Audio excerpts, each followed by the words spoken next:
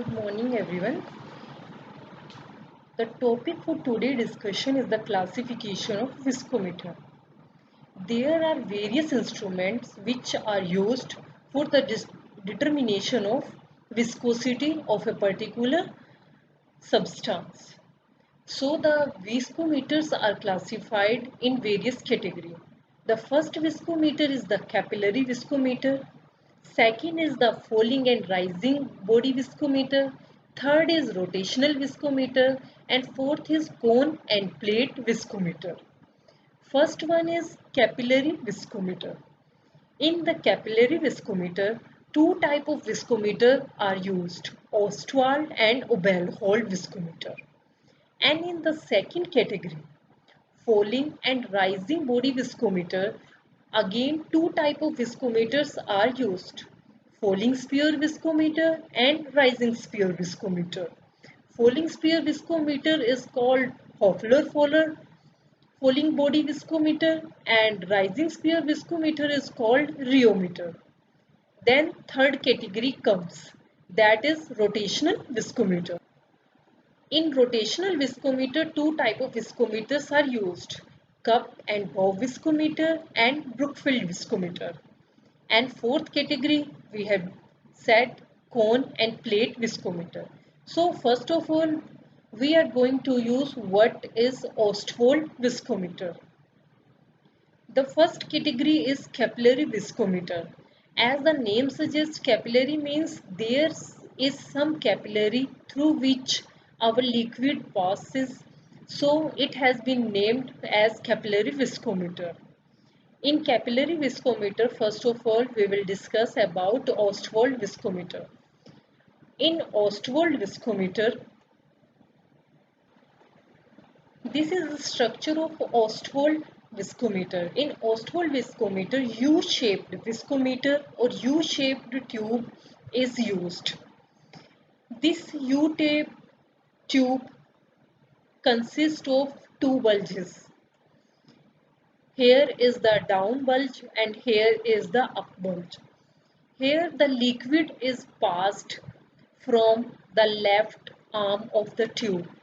Then it is sucked from here and liquid reaches to a point A. A thumb is then placed until it reaches to the point A or until it holds its position to point A. When it holds its position at point A, then thumb is removed and water passes from point A to point B. And then it passes through the capillary. The time is recorded when it reaches to point A to B.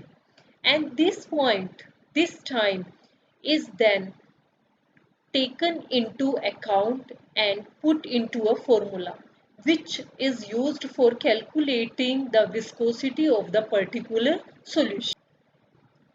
There are some precautions while using this Ostwald viscometer. First is Ostwald viscometer has to be held vertically for uniform flow. Second, temperature should be maintained constant because we know the viscosity changes with respect to the temperature. Generally, the viscosity increases when the temperature decreased or the viscosity decreases when the temperature is increased. And third one is proper cleaning of the instrument after using each batch of the product is mandatory for accurate result. The second type of instrument is Oberthold viscometer. It has same principle as that of Ostwald viscometer. The main difference is the size and shape of the Ostwald viscometer. In the Ostwald viscometer, two tubes were present, left and right. But in case of Oberthold, a third arm is also used. The main purpose of the third arm is just to reduce the time and to increase the frequency for the determination of the viscosity, for the drainage of the system, and for increasing the water upward movement or the solvent upward movement for the easy process of this method. The next category is falling sphere viscometer. In falling sphere viscometer, we are going to discuss an instrument or a viscometer, that is Hoffler falling body viscometer. The principle is these viscometers are used to determine the viscosity by measuring the velocity of a falling body or a sphere ball in the liquid under test. This is the instrumentation for the falling body sphere. In this, a ball is placed which rises or fall according to its name. If it is falling sphere, then the ball fall, and if it is rising sphere, then the ball rises. When the sample is placed, then the ball fall down due to the gravity, and the sample, when the sample is introduced in this instrument, then the ball remains at the surface. But when the assembly is reversed, then the ball falls down. And from this their position, that point, the ball again rises. And this time is noted, and this will give the value of viscosity. The next is rising sphere viscometer, and the example is the rheometer. The principle is these viscometers are used to determine the viscosity by measuring the velocity of a rising ball in the liquid. These type of instruments are generally used for Newtonian fluids. Instrumentation: a stainless steel sphere is connected to a gauze via a platinum rhodium wire. It is lifted through the liquid at a very slow rate by a motor. And the working is, the liquid is placed in a container. Bowl is introduced, bowl is lifted up as its name. Viscosity of the fluids resist the upliftment of the bowl, and the time is noted. And this is the diagram of the rising sphere viscometer.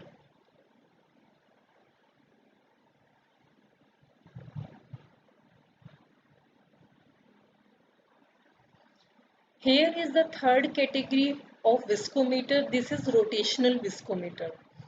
These type of viscometers are generally used for non-Newtonian system. And the principle on which rotational viscometer is, it work on the principle of viscous drag exerted by a body in a fluid on rotation. Here two type of bodies are present in case of rotational viscometer, that is cup and bowl. These viscometer consist of two coaxial means they have same axis. Coaxial cylinder of different diameter. The outer cylinder form a cup, whereas the inner cylinder work as a bob. Bob is fitted at the center of the cup. It means the outer part is called the cup and the inner part is called the bob. These viscometers are categorized on the basis of the movement of outer part or the inner part. If the outer part rotates, this is called quate type. Quate type means here the cup is rotating, means the outer cylinder is rotating, but the inner cylinder or the inner part is stationary, it is not moving. And the second type is spiral type. Here in case of spiral type, bob rotate means the outer part remains same or stable, it is stationary, and the inner part, that is called bob, is rotating. So on the basis of movement of cup or bob, on the basis of movement of cylinder, whether the outer cylinder is moving or inner cylinder is moving, these are categorized into two categories. First is quade type and second is spiral type. First we will discuss quade type viscometer. There are various type of quade type viscometer. We are going to discuss Mac-Michael viscometer. The principle remains same of whole the rotational viscometer, whether it is cup type or bob type.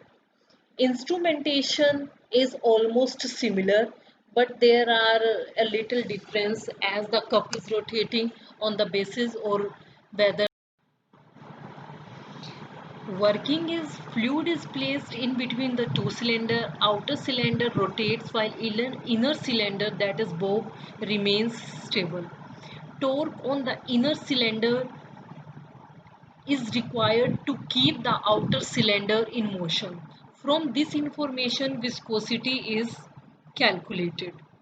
What is the use of McMichael viscometer? It is used for calculating the viscosity of pseudoplastic and plastic fluids.